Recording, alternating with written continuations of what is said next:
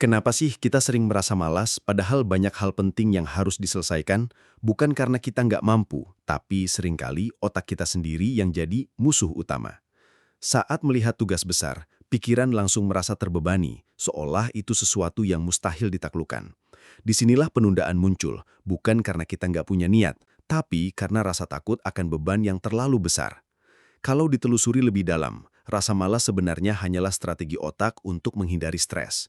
Otak cenderung mencari jalan yang paling gampang, meski itu berarti scrolling per jam-jam di media sosial daripada mulai kerja. Akhirnya, tujuan besar yang kita impikan justru terasa makin jauh, sementara waktu terus berjalan tanpa hasil yang nyata. Makanya, penting banget buat kita belajar cara mengatasi pola pikir ini. Jangan biarkan rasa malas jadi alasan kamu gagal meraih impian. Di video ini, kita akan bongkar rahasia sederhana untuk menaklukkan penundaan. Jadi, simak terus sampai habis, karena solusi yang kamu cari bisa jadi justru ada di sini. Kalau tadi kita sepakat bahwa rasa malas bukan berarti kita benar-benar nggak mau bergerak, sekarang mari kita bongkar mitosnya. Faktanya, otak kita itu pintar mencari alasan untuk menghindari hal yang dianggap berat. Jadi bukan kamu yang malas, tapi otakmu sedang mengaktifkan mode hemat energi. Saat melihat tugas besar, seperti menulis skripsi, memulai bisnis, atau bahkan sekedar membereskan kamar, otak langsung memunculkan rasa enggan karena terlihat seperti beban yang sangat besar. Masalahnya, semakin kita menunda, tugas itu justru makin menakutkan. Contohnya, deadline kerja yang sebenarnya bisa dikerjakan dalam beberapa jam, jadi terasa kayak monster yang menghantui pikiran. Akhirnya, kita lari ke hal-hal kecil yang bikin nyaman, seperti nonton drama atau scroll TikTok. Padahal itu cuma pelarian sesaat. Dari sini terlihat jelas bahwa malas sebenarnya hanyalah reaksi alami otak untuk melindungi diri dari stres mental. Jadi, mulai sekarang berhenti menyalahkan diri sendiri dengan label malas. Sebaliknya, coba sadari pola kerja otak ini dan manfaatkan untuk melawan balik. Di bagian selanjutnya, kita akan bahas 3 langkah sederhana yang bisa mengubah cara kamu menghadapi penundaan, biar tujuan besar nggak lagi terasa menakutkan. Sekarang, setelah kita paham bahwa rasa malas hanyalah trik otak untuk menghindari stres, waktunya masuk ke solusi. Kabar baiknya, kamu nggak butuh motivasi super besar atau energi luar biasa untuk mulai bergerak. Yang kamu butuhkan hanyalah 3 langkah sederhana yang bisa mengubah cara kerja kamu sehari-hari. 3 langkah ini dirancang untuk bikin otak nggak merasa terbebani, tapi justru terdorong buat mulai. Langkah pertama adalah fokus pada tindakan, bukan motivasi. Banyak orang terjebak menunggu mood bagus untuk mulai bekerja, padahal motivasi itu datang setelah kamu melakukan sesuatu, bukan sebelumnya. Jadi, alih-alih menunggu semangat muncul, kamu cukup ambil satu tindakan kecil yang bisa membuka jalan. Semakin sering kamu bertindak, semakin besar momentum yang kamu ciptakan. Dengan 3 langkah ini, tugas besar yang tadinya terasa mustahil jadi lebih ringan. Kamu nggak lagi terjebak di fase menunda-nunda, tapi bisa langsung masuk ke mode eksekusi.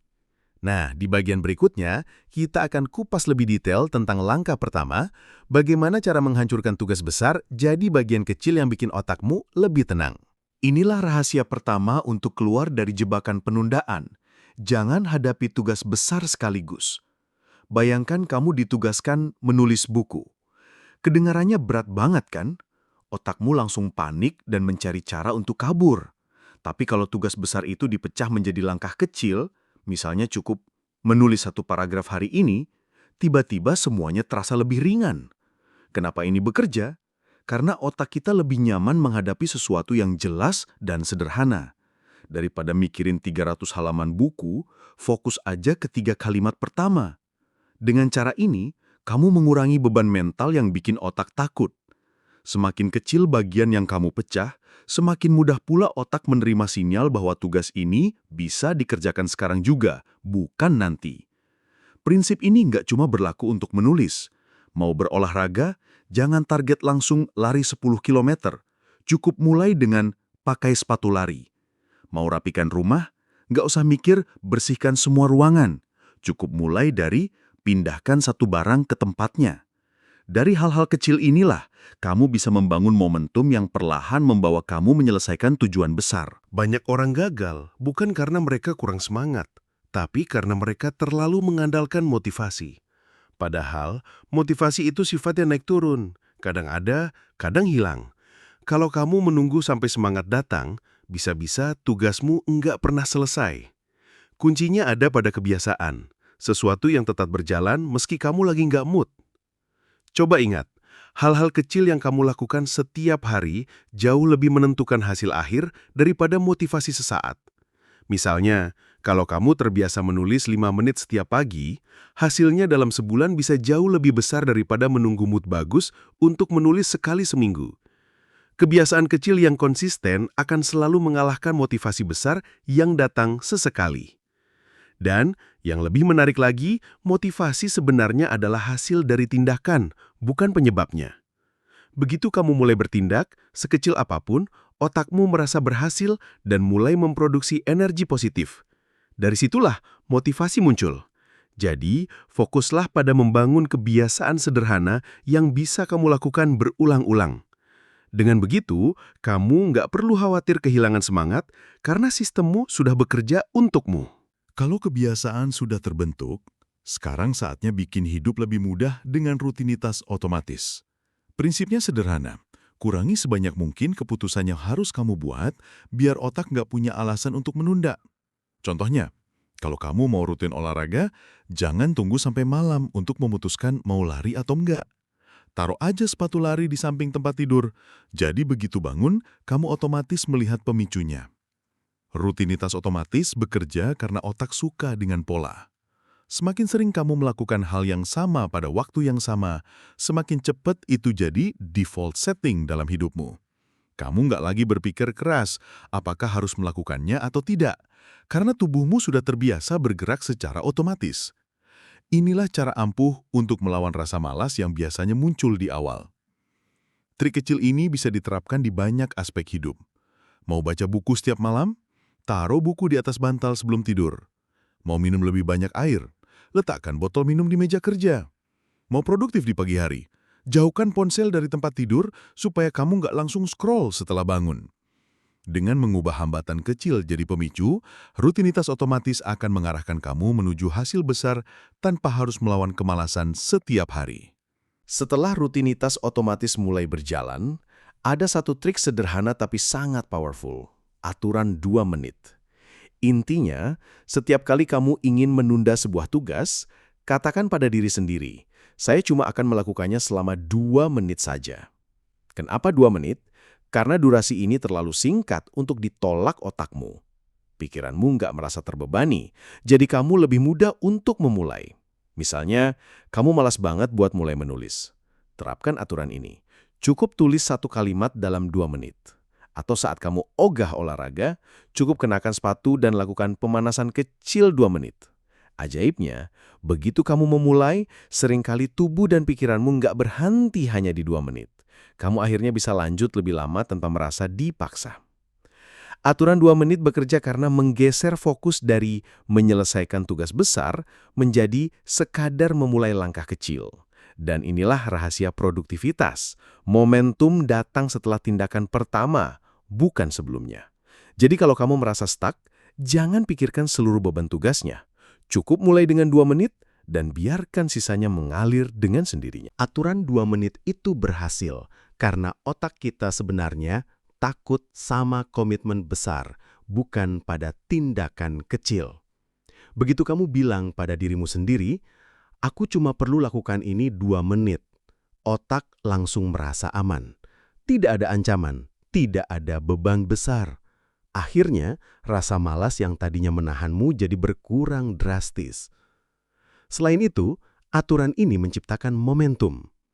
Begitu kamu sudah bergerak, tubuh dan pikiranmu cenderung terus melanjutkan. Sama seperti hukum fisika, benda yang sudah bergerak akan lebih mudah tetap bergerak. Jadi kalau kamu sudah mulai nulis 1 kalimat, kemungkinan besar kamu akan lanjut ke 1 paragraf, lalu ke 1 halaman. Momentum inilah yang membuat tugas besar jadi terasa ringan. Hal lain yang membuat aturan 2 menit efektif adalah perubahan cara pandang. Kamu nggak lagi berpikir, aku harus menyelesaikan tugas ini sampai tuntas, tapi cukup aku hanya perlu memulai. Perubahan sederhana ini membuat otakmu berhenti menunda. Dari sini, produktivitas jadi lebih gampang tercapai, tanpa perlu drama menunggu mood atau motivasi. Biar lebih kebayang, mari kita lihat bagaimana aturan 2 menit bisa dipakai dalam kehidupan sehari-hari. Misalnya, kamu ingin punya kamar yang rapi, tapi selalu menunda untuk beberes. Terapkan aturan ini. Cukup lipat satu baju atau buang satu sampah dalam 2 menit. Ajaibnya, setelah mulai, biasanya kamu nggak berhenti hanya di satu hal kecil.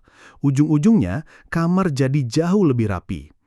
Contoh lain, kamu pengen rajin baca buku tapi selalu merasa nggak ada waktu. Terapkan aturan 2 menit. Cukup baca 1 halaman sebelum tidur. Dari 1 halaman, seringkali berubah jadi 5, bahkan 10 halaman tanpa terasa.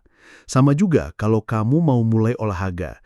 Cukup lakukan gerakan pemanasan 2 menit dan tiba-tiba kamu sudah siap untuk lanjut lebih lama. Yang menarik, aturan ini berlaku untuk hampir semua jenis tugas, dari belajar, menulis, olahraga, sampai proyek kreatif. Rahasianya ada di satu hal, jangan fokus menyelesaikan, fokuslah untuk memulai. Begitu langkah pertama tercapai, sisanya seringkali berjalan dengan sendirinya. Dengan cara ini, penundaan nggak lagi jadi penghalang, karena kamu sudah punya trik untuk menipu otakmu sendiri. Salah satu kesalahan terbesar yang sering kita lakukan adalah menunggu sampai merasa siap untuk mulai. Padahal, rasa siap itu hampir nggak pernah datang sebelum kita bertindak. Kesiapan justru muncul setelah kamu mulai bergerak, bukan sebelumnya. Jadi, kalau kamu terus menunda dengan alasan belum siap, yang ada kamu hanya kehilangan waktu berharga. Contohnya, banyak orang menunda mulai bisnis karena merasa harus punya modal besar dulu. Padahal, kalau langsung mencoba dengan langkah kecil, mereka bisa belajar, beradaptasi, dan jadi lebih siap dari pengalaman nyata. Sama juga dengan belajar skill baru. Kalau kamu menunggu sampai kondisi sempurna, bisa-bisa kamu nggak pernah benar-benar mulai. Justru dengan melakukan sedikit demi sedikit, rasa percaya diri dan kesehatan akan tumbuh alami. Intinya, jangan tunggu sampai semua kondisi mendukung baru bergerak. Mulailah dari apa yang ada di depanmu sekarang, sekecil apapun langkahnya. Karena tindakan kecil itulah yang membuka jalan menuju kesempatan besar. Jadi, kalau kamu punya mimpi atau rencana yang sering kamu tunda, ini saatnya ambil langkah pertama hari ini juga. Buat kamu yang introvert, penundaan sering terasa lebih berat. Bukan karena kamu malas, tapi karena dunia luar bisa terasa terlalu bising dan menguras energi. Akibatnya, tugas-tugas penting seringkali ditunda karena butuh waktu ekstra untuk mengumpulkan tenaga mental. Tapi justru disinilah 3 langkah sederhana ini sangat cocok untukmu. Dengan memecah tugas besar menjadi bagian kecil, kamu bisa mengurangi rasa overwhelm yang sering bikin introvert kewalahan. Rutinitas otomatis juga membantu karena kamu nggak perlu terus-menerus memaksa diri mengambil keputusan sosial atau pekerjaan besar. Dan aturan 2 menit itu jadi senjata ampuh karena kamu hanya perlu energi sedikit untuk memulai tanpa merasa terbebani. Ingat, jadi introvert bukan kelemahan, justru kekuatan. Kamu lebih reflektif, lebih fokus, dan lebih peka. Metode ini dirancang supaya kamu bisa bekerja dengan ritme alami tanpa harus melawan kepribadianmu. Jadi jangan takut mencoba. Terapkan langkah-langkah kecil ini dan lihat sendiri bagaimana produktivitasmu bisa meningkat tanpa harus kehilangan kenyamanan diri. Pada akhirnya, penundaan selalu meninggalkan satu hal yang paling menyakitkan, penyesalan. Bukan penyesalan karena kita pernah mencoba lalu gagal, tapi penyesalan karena kita sama sekali tidak pernah memulai. Waktu berjalan terus, dan kalau kita terus menunda, mimpi-mimpi yang kita simpan hanya akan tinggal angan-angan. Bayangkan beberapa tahun ke depan, kamu melihat kembali perjalanan hidupmu. Apakah kamu mau melihat daftar hal-hal yang pernah kamu coba, meski ada yang gagal? Atau kamu justru menemukan daftar panjang dari semua yang tidak pernah kamu lakukan karena terlalu sibuk menunda? Pertanyaan ini penting banget, karena keputusan yang kamu ambil hari ini akan menentukan jawabannya. Jadi, jangan tunggu momen sempurna. Jangan biarkan rasa malas dan penundaan mencuri masa depanmu. Ambil langkah kecil sekarang juga. Pakai aturan 2 menit, ciptakan rutinitas otomatis, bangun kebiasaan kecil yang konsisten. Karena satu-satunya cara untuk memastikan kamu nggak menyesal di masa depan adalah dengan bertindak hari ini.